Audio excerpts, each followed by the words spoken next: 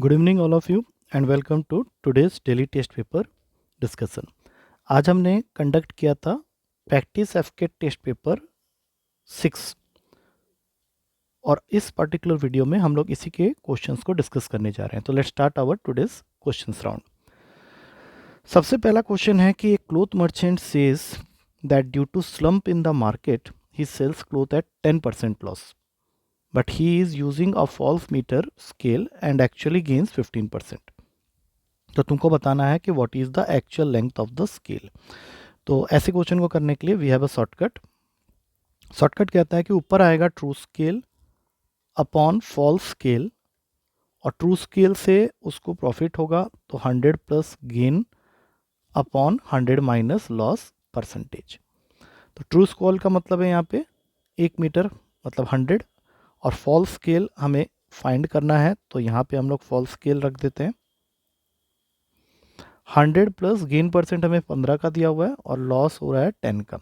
तो अब यहाँ से फॉल्स स्केल अगर निकालना है तो that is equals to 90 upon 115 into 100, जिसको सॉल्व करके हमारा आंसर आएगा 78.25 सेंटीमीटर। तो 78.25 centimetre is the correct answer, that is a.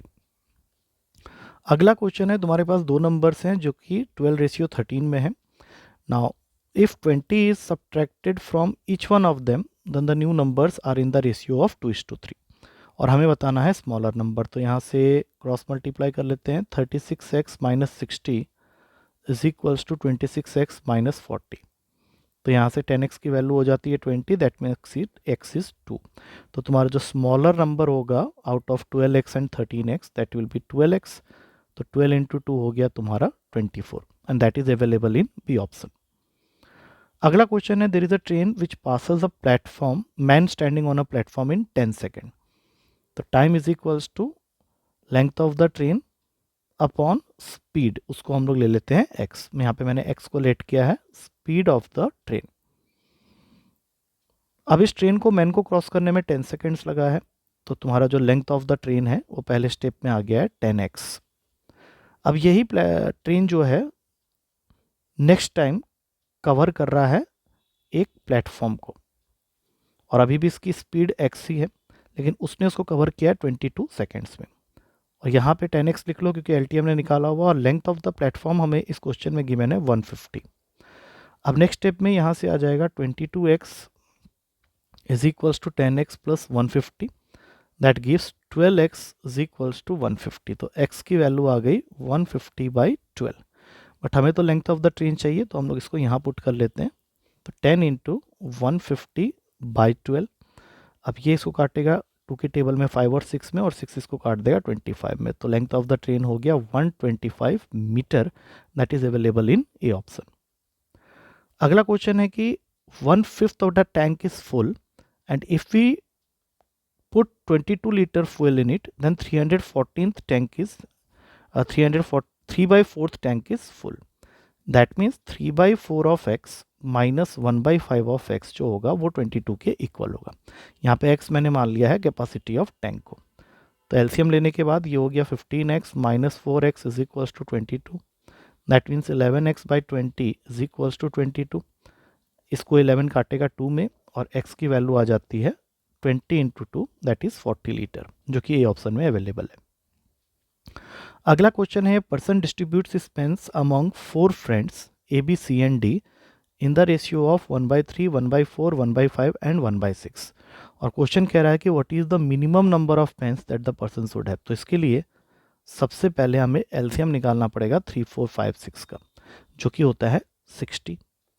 अब इसको 60 बनाने के लिए यहाँ 20 लेंगे, यहाँ 15 लेंगे, यहाँ 12 लेंगे और यहाँ 10 लेंगे। इन सब के बेस में जो 60 आया है वो कैंसिल हो जाएगा। तो जो मिनिमम नंबर ऑफ पेन्स होगा that will be nothing but the sum of this values, that is 20 plus 15 plus 12 plus 10, जिसको ऐड करने पे आएगा 57। So again answer is A. अगला क्वेश्चन है, a sum is lent at SI for a certain rate for 4 years. Principal मान लेते हैं P को, 4 ईयर के लिए हमने किसी रेट ऑफ इंटरेस्ट पे पैसे को रखा है। Had it been put at 3% more rate, मतलब इसी पैसे को अगर 3% ज़्यादा रेट पे रखते उसी 4 साल के लिए then the simple interest which we have earned is 78 rupees more. अब यहाँ से इसको सॉल्व करने के लिए if you open the bracket तो ये बन जाएगा 4PR minus 12P sorry plus 12P minus 4PR whole upon में 100 इज इक्वल्स टू 78. ये दोनों कैंसिल हो गया, 12P की वैल्यू आ गई 78 into 100, that makes P is equals to 7800 by 2. और इसको अगर मैं कट कर रहा हूँ तो यहाँ से मेरा आ जाएगा 650. That means correct answer is B. Next question है income of Ram and Shyam.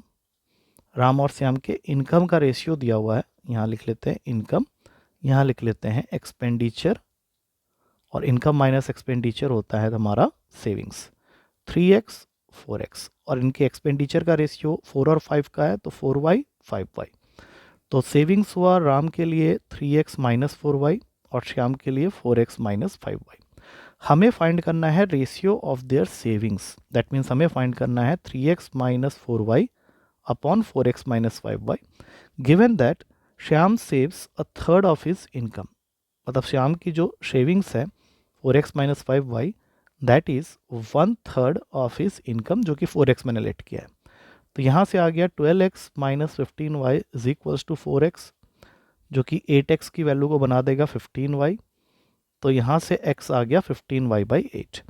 अब इसको उठा के यहाँ दोनों जगह पुट कर दो तो ऊपर आ जाता है 45y माइनस 32y बाई 8, और यहाँ डालता हूँ तो ये हो जाएगा 4 into 50 60y minus 40y upon में 8. तो 8 से 8 गया, ऊपर बच गया 13y और नीचे बच गया 20y. तो रेशियो हो गया 13:20, जो कि बी ऑप्शन में अवेलेबल है. अगला क्वेश्चन है A does half as much as B.